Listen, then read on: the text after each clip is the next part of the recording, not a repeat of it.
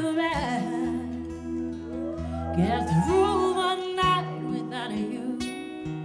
If I had to leave without you, what kind of life would that be?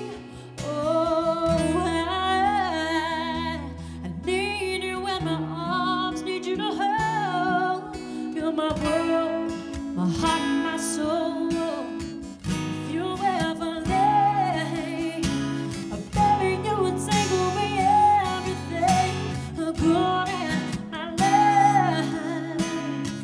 I was really young when I started thinking about like the story and the lyrics and the song. My dad, I started singing on stage when I was 5, so as a 5-year-old, you know, interpreting a song, my dad would explain what the song was to me, and, you know, I'd be singing songs about, they were way older, you know, than way beyond my years and my experience, so my dad would sit me down and explain to me what the song was about, and I think that's why I had such a connection early on and was able to sing, you know, these songs that were beyond my maturity level, because he explained them to me and somehow I grasped them.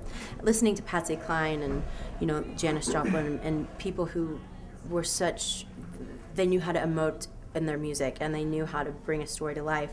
I think that's where I learned it from, and then with my dad explaining it to me, it just all kind of formed together to fit, you know, what I was doing, and that's just kind of how I learned.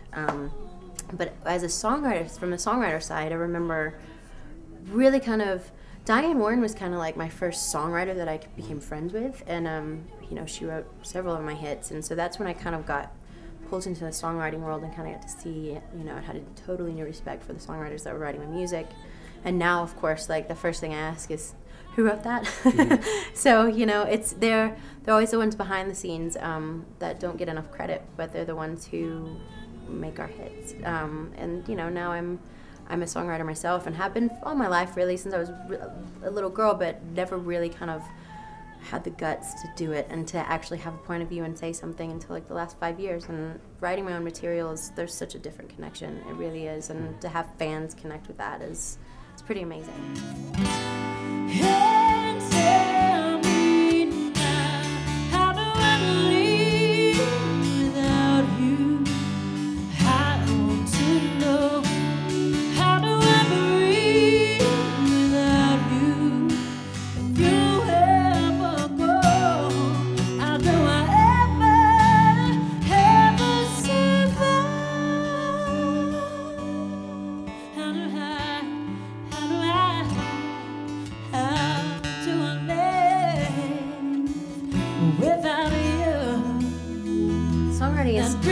It's such a personal thing for me to kind of lay out all my emotions right there on the table.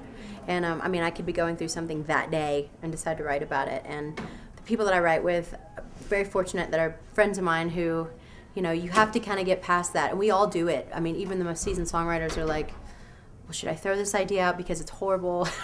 And then it's a really personal thing. Is everyone else going to think it's horrible? And oh my God, are they going to like judge me for what I'm feeling? Once you get past that, then that's where the good songs come out of. And you know, I love to co-write because I love to have a filter.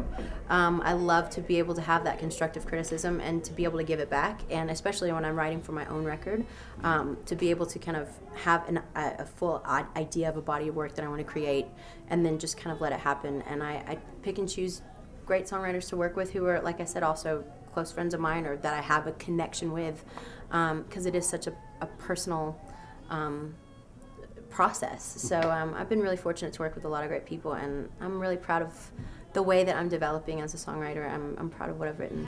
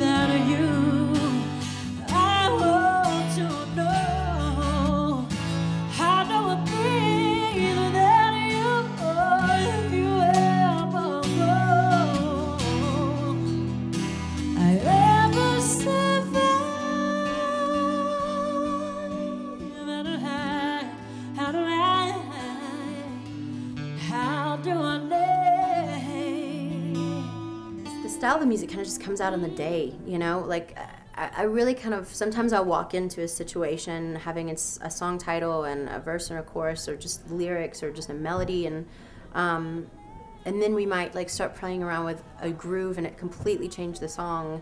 You know, I think it just happens, whatever happens in the room. I try not to control it as much, because I find when you try to control it, when you're there to write a hit song, it becomes something that's just contrived, and it never is a hit song. So when you kind of just let it happen, and you know, I don't always just write for myself and what I'm going to cut. I just let happen what's going to happen. I think, you know, Daryl Brown is probably the one that taught me to do that. Just don't go in with any kind of preconceived notion of what you're going to write. Just let it be, and that's where the best songs come from.